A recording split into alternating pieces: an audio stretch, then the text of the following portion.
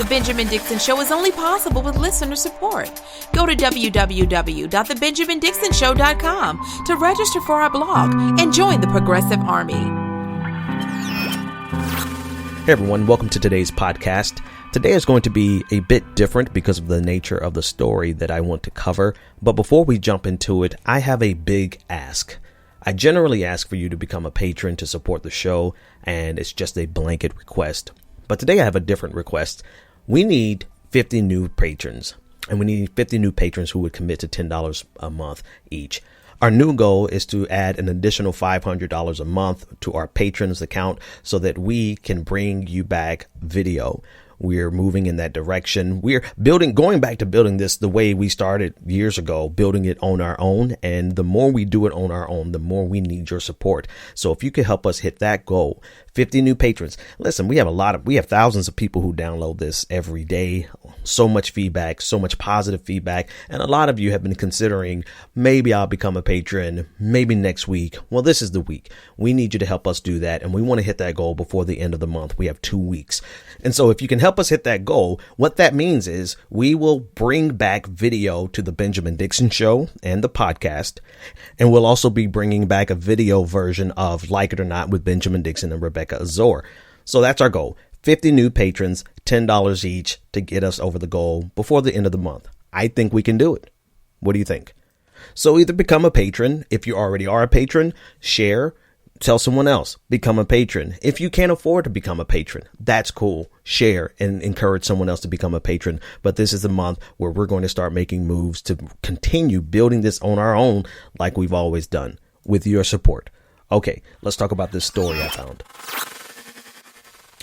A young man by the name of Alan Peters robbed a corner store at gunpoint. So did another young man by the name of Jaquavius-Sturgis. And what's interesting about this story is that they both committed the same crime. They committed the same crime at the same age. They committed the same crime at the same age in the same county in the same state. They both had juvenile records, previous juvenile records. And in Florida, there is a mandatory sentencing scoring system that they use so that technically, if you get the same amount of points, it's the judge is determining the sentence as someone else, you're supposed to get the same exact sentence. Well, not only did these two young men, 17-year-olds, have the same age, not only did they commit the same crime, not only did they both have background juvenile records, not only did they do it in the same state and in the same county, but they also came up with the same exact score, sentencing score of 48 points. Which is supposed to be the mandatory minimum sentence that an individual is supposed gets, right? Everything's the same, but what's different? Well, Alan Peterson served 72 months or 6 years of probation, while Jaquavius-Sturgis served 4 years in prison. What's the difference? You've already guessed it. The difference is one is black and one is white. This is information that I'm gathering from the Herald Tribune. They have a project called Bias on the Bench, and you can go to the website projects.heraldtribune.com/bias. And it gives you the story of Alan Peterson and Jaquavius-Sturgis. And this story has captivated me so much. I'm doing a video on it. And in the video, it just, when you see it outlined, laid out in a video, you really see the absurdity almost more than just reading it, and perhaps even more than just hearing it. But in every scenario, in every situation, the only thing in this situation, in this exact scenario, everything is the same. The only thing that's different is the fact that one is black and one is white. And the young man who was black served 4 years in prison for the exact same crime that a young white man got off with only 6 years of probation. And there's other variations of this story, some with exactly the same details and others with slightly different details. But the disparity in sentencing is absurd. Take the cases of Chase Lightner and Lamar Lloyd. Chase committed armed robbery at the age of 19. He pled guilty and he received sentencing points of 138.2. Lamar Lloyd committed armed robbery at the age of 21. He pled guilty as well and received the same exact points of 138.2. Now, the point system is what the judges take into consideration: the age, their previous crimes, their juvenile records, anything that should be taken into consideration is all calculated into the scoring system. And technically, if you get the same scores, you should get the same sentences. So Chase got a score of 138.2. Lamar Lloyd got a score of 138.2. What do you think they got in terms of sentencing? Well, Chase got 2 years in county jail. Lamar, 26 years in prison. The only difference? 2 years in age, yes, but their race.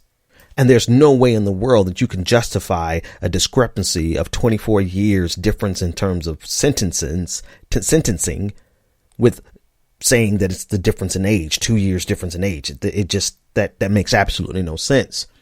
And this is being, again, brought to light by the Herald Tribune. They did an entire project on this, and I definitely recommend that you go over there and just absorb it all, because it really shows you the systemic part of systemic racism.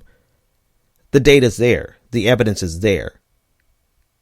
The cases are real. Real case studies of people committing the same exact crime in almost the same exact scenario and getting such different treatment. It is obscene. It makes the saying, and we already knew this, equal justice before the law. We knew that wasn't the case. This is why we marched. This is why we took the knee. This is why we protest. This is why we talk about it. And this is why it infuriates me when people say you're talking about it too much. Well, you know what? Actually, we're not talking about it enough, because these cases are almost 10 years old. Yeah. These cases are 10 years old. One of them is 10 years old. And we're just now talking about it because it takes time for people to gather this data. And usually when you've had enough time to gather the data, to analyze it and say, there's actually a statistical problem here, it's already after the injustice has taken place. And so when people say you're covering race too much, I have to say, no, we're not covering it enough, because we should have been on top of this as it happened. But it happens so frequently across the country that it's impossible for us to tackle every single instance. And so we have to wait for years for someone like the Herald Tribune to amass all the data and look at it holistically and say, here is the problem. The same problem that black people have been telling us about for a long time. The same problem that we have known intuitively. We've known inside. We just knew because we felt it. We knew because we saw it. We took anecdotes. We heard stories. We saw examples. We saw cases on TV. We saw cases on the news. And we just knew inside of ourselves that there was something systemically wrong here. Not to mention previous studies, previous data that was demonstrated empirically. But even without having the data, we knew, and we've been trying to tell people. And they've been trying to tell us we're just extreme or we're just dramatic. But a little bit more on the individual cases, or the full project that was put together by the Herald Tribune. And I want to give credit on this particular article. Their names are listed: Josh Salman, Emily LeCause, and Elizabeth Johnson. They are the ones who did the reporting on this. And it's amazing. The headline: Florida's broken sentencing system, designed for fairness, it fails to account for prejudice. And this first sentence: justice has never been blind when it comes to race in Florida. Blacks were the first at the mercy of slave masters. Then came Jim Crow segregation and the Ku Klux Klan. Now prejudice wears a black robe. And it gives you, the story explains how this happens. Because judges obviously have discretion. They have discretion in sentencing. And so when you have one case where Chase has committed a crime and the judge looks at Chase and he sees Chase, and he sees something in Chase that could potentially be redeemed, and he could potentially have a chance at being a citizen, a fully functioning and contributing citizen. And so he says, here's a mistake that Chase made. It's the same exact mistake that Lamar made, but Chase, I don't know anything about Lamar because that's a different case, a different judge in the same county, probably in the same building, probably right next door. But I don't know anything about that. I'm just looking at Chase, and the judge in the black robe looks at Chase and says, Chase, I've got to sentence you to 2 years, but you can still pick yourself up and pull yourself together and live a productive life, be a productive, contributing citizen. And so Chase gets away with 2 years, while down the hall in the same effing courtroom, same county, same state, same situation, same crime, same points. The system that's designed to make sure that sentencing is equitable. The judge isn't feeling so lenient. The judge isn't feeling so positive about the outlook for Lamar Lloyd's future. And so he looks at Lamar Lloyd and he throws the entire book at him. 26 years. Which means if he's committed armed robbery at 21, chances are he won't get out till he's around 47. 47. The entirety of his adolescence was already gone, but the entirety of his young adult life is gone, while Chase is out fishing after 2 years.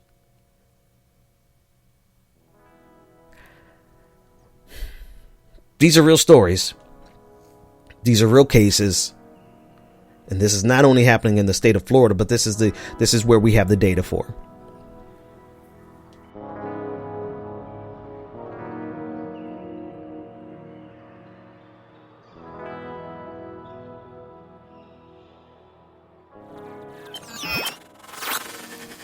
Reading directly from the article at projects.heraldtribune.com/bias. They said, quote, in Manatee County, judges sentenced whites convicted of felony drug possession to an average of 5 months behind bars. They give blacks with identical charges and records more than a year. Judges in the Florida Panhandle County of Okaloosa sentence whites to nearly 5 months for battery. They lock up blacks for almost a year. Along the state's northeast shore, judges in Flagler County put blacks convicted of armed robbery away for nearly triple the time. And again, I want to reiterate that this is something that we knew. We simply knew, right? We knew this already.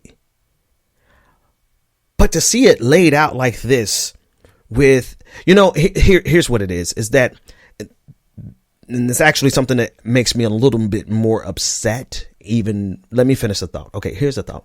You would think that there are some people who couldn't be convinced unless you just show them the data. So while black folks knew this, and we've been telling y'all this, okay, there's fine. There's a group of people who just won't believe it until they see the data. But what makes me upset is that even when they see the data, some people, not just conservatives, right? This is not a conservative, because these things happened during the Obama administration, right? Granted, it's happening in the state of Florida, which at the time, 2008 was probably Charlie Crist. He was a Republican at the time. So, this is not to say that this is to say that this is not a partisan issue. And it is not a partisan issue when people can look at this data and either just move right past it. After all this time of us telling you at an intuitive level, we knew that this was happening, and now we have data to show you that this is happening. And before you were saying, oh, well, you're just being hyperbolic, or you're exaggerating it. And now now there's data that's been gathered to show that this is no hyperbole. And yet there are people who would just walk right past this they would walk right past this data just as easily and quickly as they will walk past our anecdotes and our intuition. These are the same people who will tell us that we're talking about race too much. And here it is. You wanted to know, people get tired of us saying systemic racism. And now, if you want to know a real partisan line, Republicans will always say, they will always swear that racism is a personal issue, right? And they try to attribute it to something as being a character flaw. And therefore, if it's a character flaw, it's something that can't be fixed systemically. It's something that they say has to be fixed by going to church and getting more Jesus. Well, I was just at church yesterday, and I've got plenty of Jesus in my life. And I know plenty of other Christians who were at church yesterday who came out just as racist as they were when they went in. This is not an issue of an individual problem. This is a systemic failing. This is a systemic problem that targets African Americans,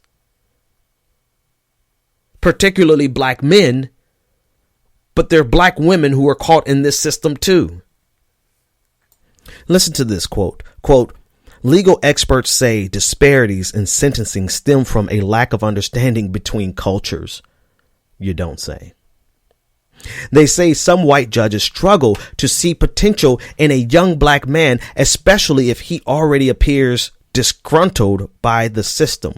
In other words, if a young black man goes into that courtroom and he's irritated or he's frustrated or he's been in the system and he doesn't think he's going to get justice, he may not be aware of the studies that really outline the case that he won't get justice, but he just knows. He just knows that he can't get a fair shake in this American judicial system. He just feels it. He probably knows it because of his experiences on the street with police officers who arrested him at a higher rate than they arrest white people for doing the same exact crime. See, that's another level of where it is a systemic failing.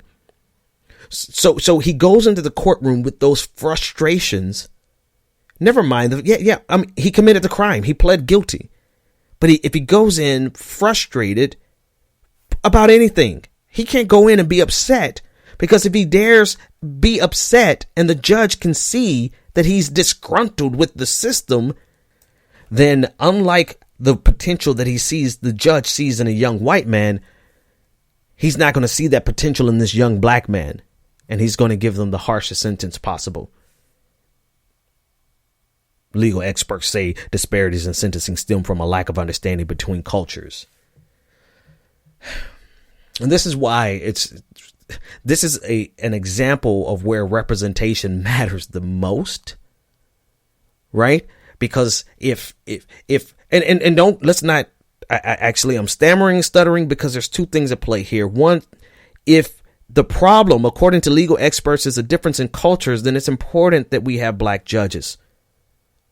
But then I stammered and stuttered because it is also the case that black judges can become complicit with this system and become the executors of white supremacy and systemic racism.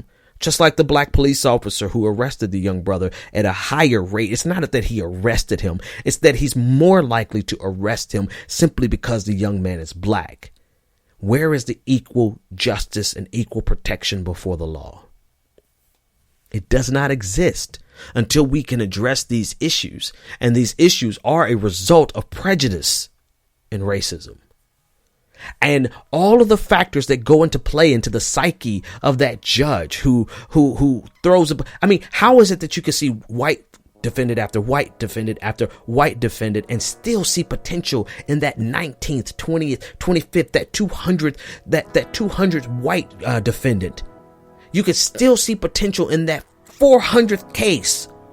And you haven't lost and got jaded with the white defendants that come before you. But as soon as a black defendant comes in, enter in your jadedness and your frustration and your propensity to not see the potential in Lamar and Jaquavius the way you see it still in Chase and Allen.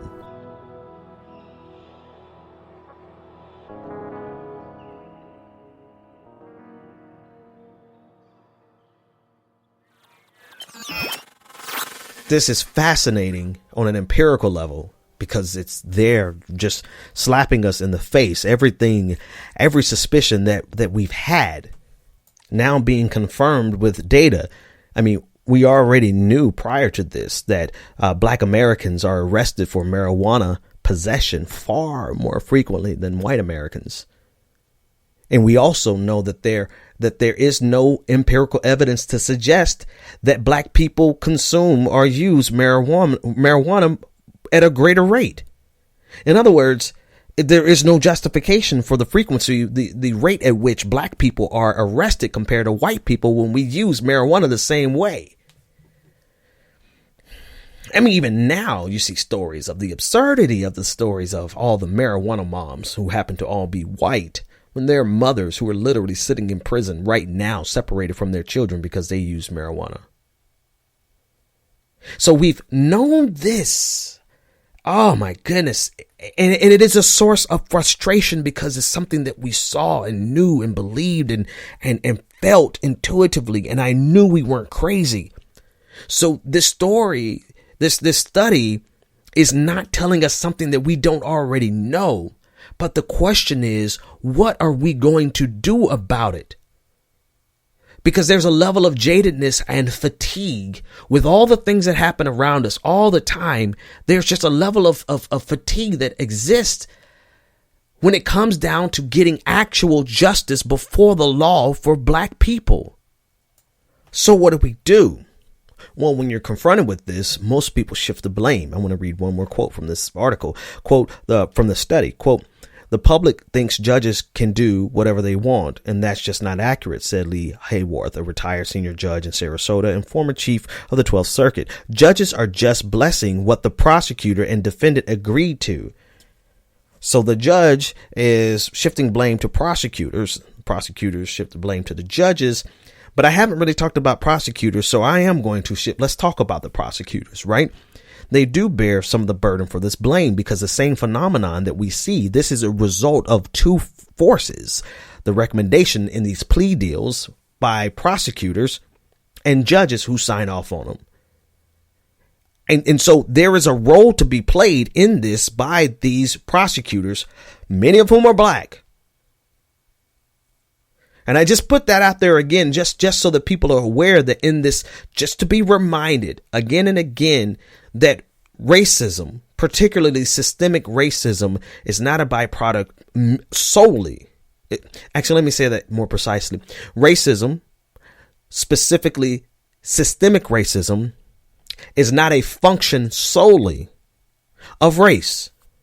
Because you can be the race of the oppressed and still be a performing cog in that system. And this is how you get black prosecutors, just like black judges, who carry this out without anyone being the wiser. They're just doing their job. I'm just doing my job, ma'am. So what do we do? What do we do when representation in and of itself is not enough? It's not. The only thing I can honestly think of as I discuss this with you is what my friend Sean King is doing with the Real Justice PAC. And I'm not just giving him a plug here because, he is a friend of mine and he's helped me out on quite a few occasions. But I'm giving him a plug here because I honestly don't know what else to do except for get better prosecutors, get better DAs. And that's the purpose of the Real Justice PAC. The objective of reading from their website, realjusticepac.org, the objective of Real Justice PAC is to win races with a bottoms up approach and a triple bottom line. And number one, they say elect candidates to county prosecutor positions where they can make a material impact on people's lives by helping to combat discriminatory policing, limiting or eliminating money bail, and rolling back other practices that lead to mass incarceration. And in the state of Florida, what's contributing to the mass incarceration, specifically the mass incarceration of black people, are practices like we saw in the Herald Tribune study, bias on the bench. I'm going to put out that video later on today. It's just a 60-second video because I think more people need to be aware of it, of what's happening and how it has happened and what we have to do to stop it from ever happening again. And then we need to ask the question, how do we change what has been done to the people it has already been done to? Because it's not really justice if we're out here fighting for just the next case and we don't say anything about Lamar or we don't say anything about Jaquavius. Right. Just like people who are going to be able to make billions of dollars off the marijuana industry, but we're not saying anything about all the boys that are locked up for selling. I didn't mean to spend, well, actually, no, I did. I did intend to spend the entire time talking about this because it is definitely a significant thing for me. It hit me like a ton of bricks, and that every suspicion that you ever had has now been confirmed by data, and that me as a commentator and at times a journalist, at sundry times I venture off into journalism, we have yet to cover it in a substantive fashion or to even help publicize it. Even if we're not doing it journalistically and we're just commentating on it, what have we done to promote this story?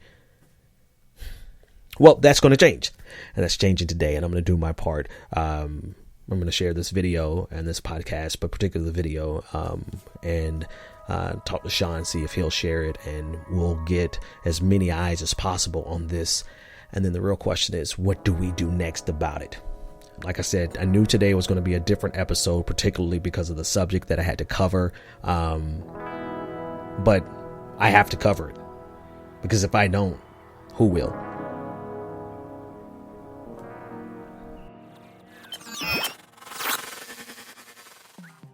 Hey, thanks for hanging out with me. It's always a pleasure and quite cathartic for me. I mean, could you imagine if I just wasn't talking all this stuff that runs around in my head and I wasn't talking to people about it? Well, anyway, so thanks for hanging out with me again. It is a pleasure. And listen, I need you, not the person next to you, but you, the one listening. I need you to go to patreon.com/the BPD show. And I need 50 of you. I don't think that's too hard. I need 50 of you because I know I have 50 fans who have been thinking about becoming a patron. I need you to become a patron today, this week, for $10 each. This is our goal, and this goal is going to help us get back, myself and I, Benjamin Dixon, to get back into doing videos on a regular basis, equipment and space, etc., etc. And also it's going to help bring back Like It or Not.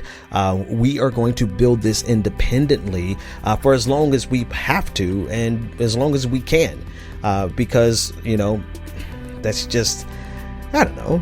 Fool me once, shame on you. Fool me twice, you won't fool me again. So if you help us, we can do this. Go to patreon.com/the BPD show and become a patron today for $10 a month and get access to all of the bonus content that we will be producing and have already produced. And hey, if you can't do 10 by yourself, grab somebody else and do 5 and 5. However we can make it happen so that we can come back in full force. Thanks so much. Have a great day. See you tomorrow. The Benjamin Dixon Show is only possible with listener support. Go to www.thebenjamindixonshow.com to register for our blog and join the Progressive Army.